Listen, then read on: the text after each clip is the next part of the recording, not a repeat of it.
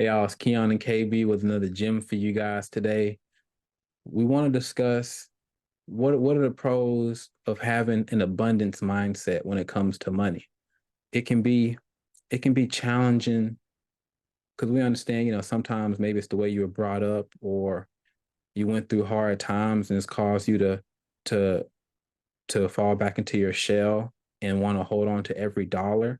But we want to talk to people out there that's misers, that's stingy, that's you don't want to spend it if you don't have to. We want to discuss, we talking to you. Or if you know someone like that, maybe you can share this video with them. But we promise you that it might seem counterintuitive, but going into the world with a more abundant mindset, with a more open, loosening that grip up on your money. I know you got the dollar. You don't want to let it go, but if you open up your hand, who knows, something else might fly in. But Ken, I'm gonna kick it to you. How do you feel that?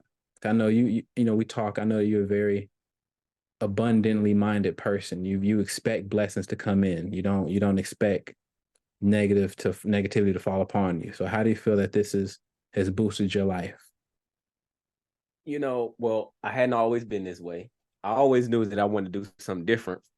Coming up, it just kind of I use it as frame of reference, as learning experiences. Like, okay, well, I'm gonna do something different. But I mean, there was a time where, like I didn't want to, like, I didn't give, like I didn't want to give because I didn't know that when the next dollar would come back in. So I understand the sentiment of that. Like, I need all my money, like, and to be focused on me. You know what I'm saying? Like, where that comes from is some of it is upbringing, but then also like how you are taking care of your finances. Like, if you don't have an emergency fund, you check to check, you day to day. You can't think in a bunch. Like, I'm sorry, like when you're operating in a place of like fear, doubt, worry, there's no way you're operating in abundance because you only thinking about yourself, you only concerned, you only worry, and you just stressed about money all the time. And it's just heightened and it's really very stressful for you. And so, you know, somebody said, oh, just be abundant, just like, man, shut up talking to me about it. I don't want to hear nothing about this abundant stuff. Like, all I know is I barely got enough money to pay my gas. Or like, man, if I get a flat tire right now, I'm stressed. Or like, man, I'm just trying to figure this out. Like, I don't know what to do, but I know I ain't got it. Like, right now. So like talking about abundance, it sound good. What I'll say I made the shift is, one, I started changing my behavior patterns and I started getting new information in. But then also you start getting around other people where you start, like, sometimes you might even share a goal and they be like, what you want? Like, what you want to do? And you say what you want. They say, that's it. That's all. And you're like, that's it. And it'll kind of shake you up and you like, well, like, what you mean? Like, that's it. And they be like, well, it's endless out here. Like, that's all you want from the world? Like, like, what do you, oh man, abracadabra. Like, the word, like, you're a spiritual being. You speak it into existence and you walk it out through faith and and then putting steps in place to walk it out and execute what you spoke into existence. Or when you wrote it down and made it the vision plain, you didn't get that vision for no reason. Like, so it's like, but now obviously there's the practical part. You got to walking it out, and so you're walking by faith and not by sight, right?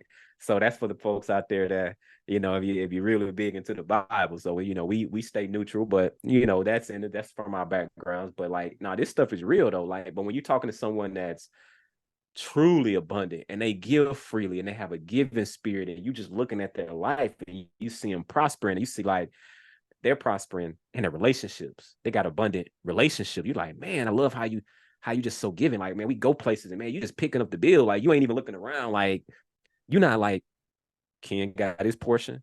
Like, this person got, like, they immediately just jumping out there. And they just slide their card. They ain't thinking about it. But like, we like you like, man, yeah, man, I'm out on this lunch, man. Like, man, I got mine. Like, I don't know what they gonna do. Like, and the fact you even thinking that, like, that's messed up in your head, right? Like, because like you just thinking that's such a lack place. And then or I'm gonna give you another example because we just having fun.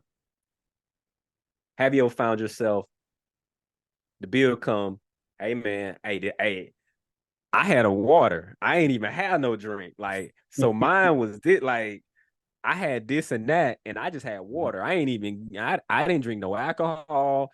I didn't even order soda. So we got to make sure we divide this accordingly, And so like when you find yourself in those spaces, like you don't want to I Don't don't let the like place say around we people. cannot split the bill. You have to pay on one card. It might be a fight.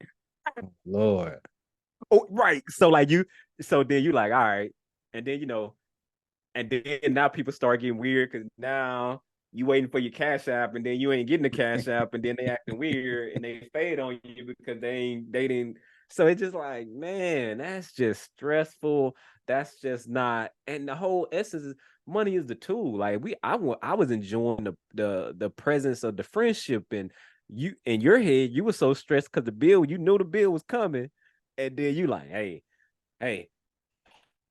like we gotta split this, divide this up, and it's like, oh my god, like, and so like that's such a lack for way of thinking, and so one getting exposure to people that like open like they open your mind of, oh, that's what it looked like to be abundant. Oh, okay. They finances look to be prospering, they marriages prospering, they relationships with people, and they just seem to be in good spirit. Like they are really, I want to be like that. And so then that's where you talking to them, you're like, hey, how can you, like, what you doing? Like, what am I doing different? And sometimes you may not even be asking, you just observing. And so that rubs off on you. But are you a person worthy of being around enough to where you can be able to soak up some of that game? Because it's now I understand it. Like people that's moving in those spaces typically hang with other people that's moving in those spaces. I know me, like I typically want to continue to move in those spaces because it inspires me. I'm like, dang, I thought I was doing something, like, man, they doing it on a whole another level, like make me want to keep leveling up. And so, yeah, so that's kind of where my mind goes just off the cuff as I, process it out loud and just talk about it just from experiences and just how I'm viewing it today. But I'll kick it to you to kind of get your perspective on it.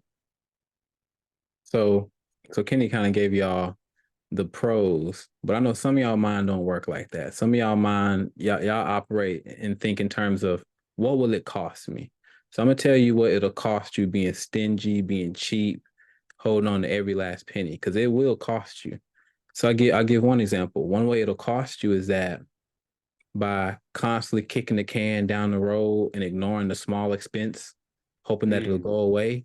Majority of the time, it does not go away. For example, with cars, I talked to I talked to one of my accountant friends yesterday. He told me, he said, "Man, Keon, a lot of people they say they want to just have a car, pay it off, and not have no expenses. It costs to have a car. You have to pay gas, you have yeah, to pay insurance, and you have to pay maintenance. That's not negotiable, or else you will end up facts. having to buy a new vehicle soon." So, I mean, I think about when my car that I have now. I've had to do little fixes here and there, but I had to shift my mindset going from, because I found myself going, man, I should have just bought this car or maybe a more expensive car to avoid this. But I found myself thinking, well, Keon, you don't think you would have had to do no maintenance with a more expensive car? Like, you don't think this is a every car problem? Like, find somebody who has a car and they've had it for 10 plus years and have never had to do any work on it. I'm gonna find you a liar or somebody with a car that's about to explode because they don't know. So Yeah. that's one way it'll cost you. And then another way that it'll cost you is that, as Kenny kind of alluded to, you might not know it, but people notice. People realize, oh, he cheap. Oh, I don't want to hang out with him. He kind of I don't want to go. I don't want to go out to dinner with him. I don't want to. Let's not invite him because when the bill come around, he's funny acting. So you can mess around, block your blessing. People might want to share something with you, but then they remember how you spited them in times out of your own scarcity mindset, and so Mm, it can come back around to haunt you. Like I said, no one wants to hang around with that person. No one wants to be around that person, and so if you are constantly playing defense, you'll cause other people to put up their defense. But if you mm, approach people with a abundant mindset, and like I'll give an example, like with sales, something I've learned is that no one wants to deal with the person that's like, it sounds cool to be the stern negotiator, but if you come in off the rip not trying to give no type of discount or give no type of leeway, that's not earning your customer respect. Your customer looks at you like a they're like, man, you not even I can't get 10 cents off. Like, dang, you won't even budge a dollar. Like I'm spending $1,000 with you. You can't even give me a $5 discount. So like it's a psychological trick to be like, you know what? I am willing to budge if you want to make the purchase. Like imagine going to your dealership and they say, nope, this is the final price. The first price, we can't go a dollar lower. You like, well, you about to lose a customer trying to be Mr. Negotiator. What's that commercial? The Supreme Negotiator. Like, Hello there. that's not how the real world works. And even if they do make a purchase from you, now they're not going to recommend their friends to come buy from you.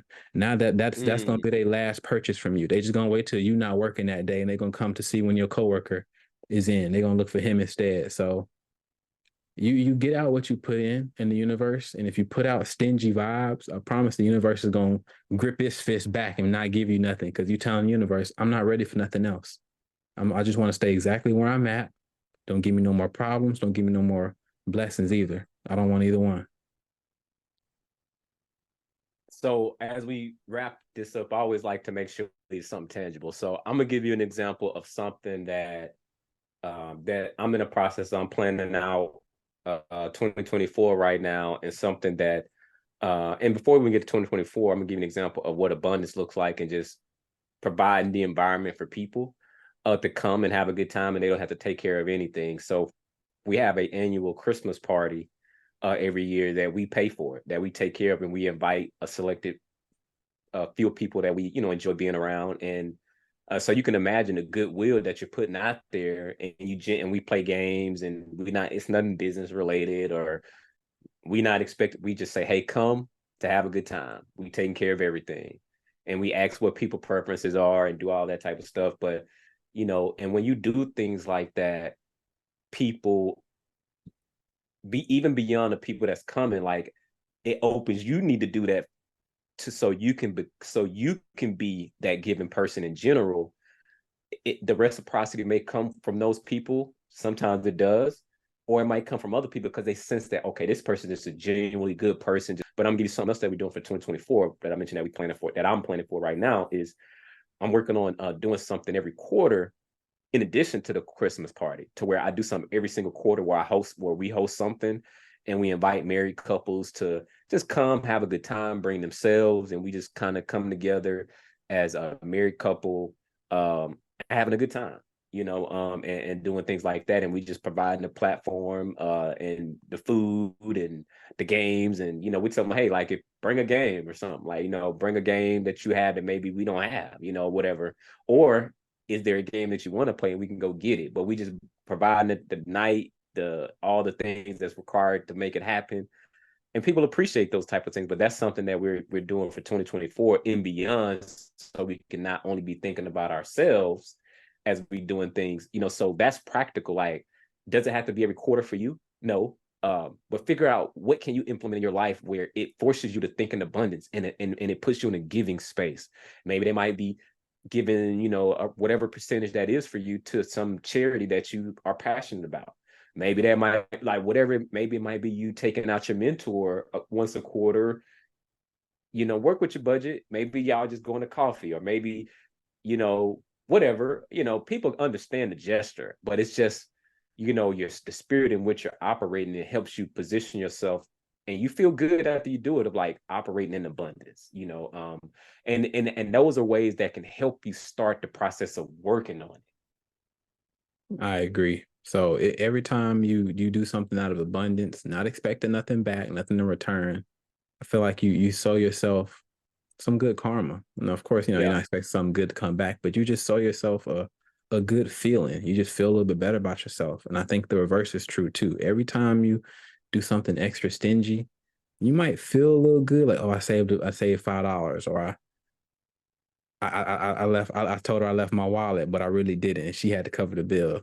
But on the deep down, you don't feel right about that, especially if you, as a man, you don't feel right doing stuff like that. You want to provide, you want to cover your part of the bill. So life costs, life costs. Everyone has to pay to experience this thing called life. So do your part and handle your business, and you'll don't look at how much everything costs. Look at what it's worth, and what you can gain from it, and it'll help shift your perspective.